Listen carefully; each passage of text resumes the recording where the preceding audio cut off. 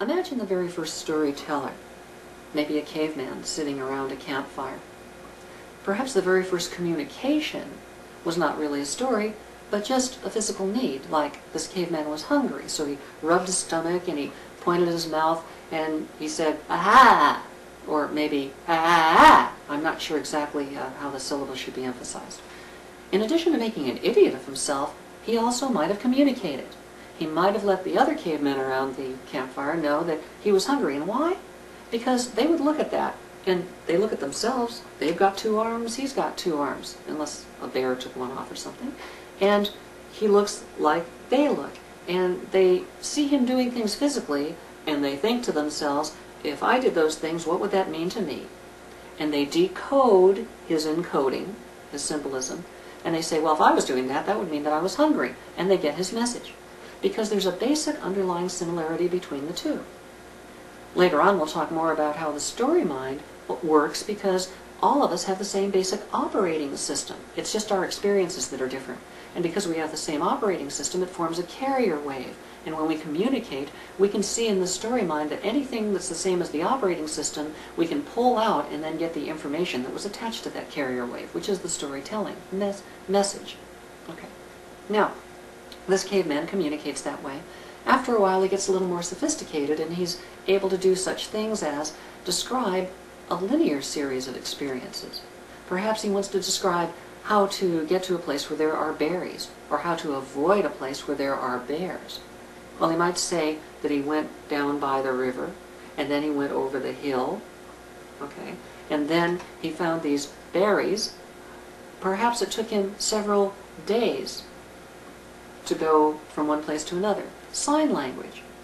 Some sign language is complex, some is a lot easier to understand, but it's usually based on a representation of visual things that you find in the real world. Eventually, he's able to string a number of points together rather than just make a single point like, ah, okay?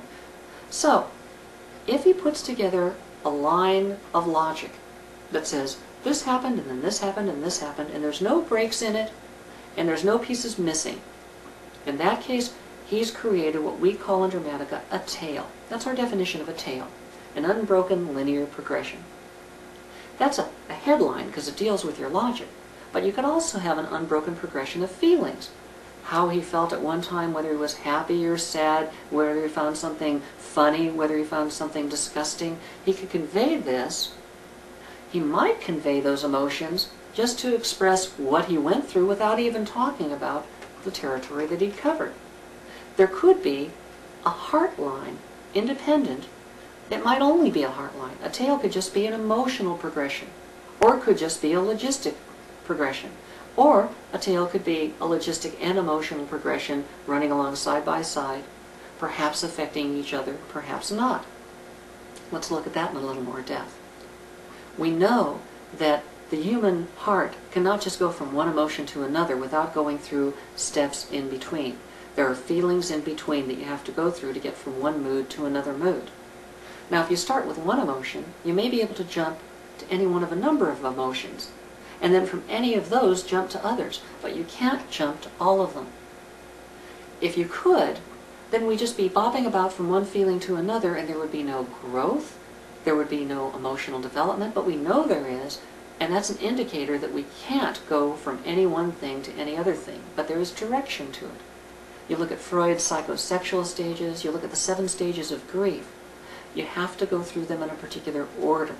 You can't skip over any. If you do, there's an emotional misstep. It feels untrue to the heart.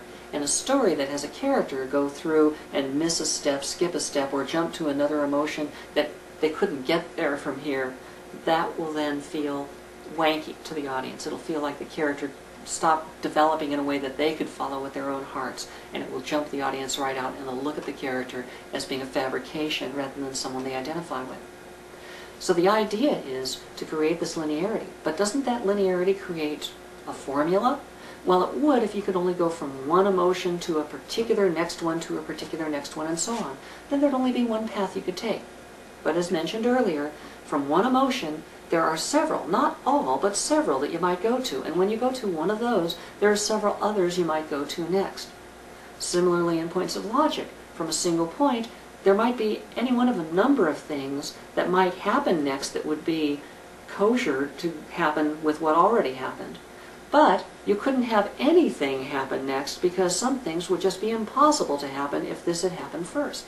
There'd be missing steps, or this would preclude that from happening. Now, you can start from any place and eventually get to anywhere else, but you have to go through the in-betweens.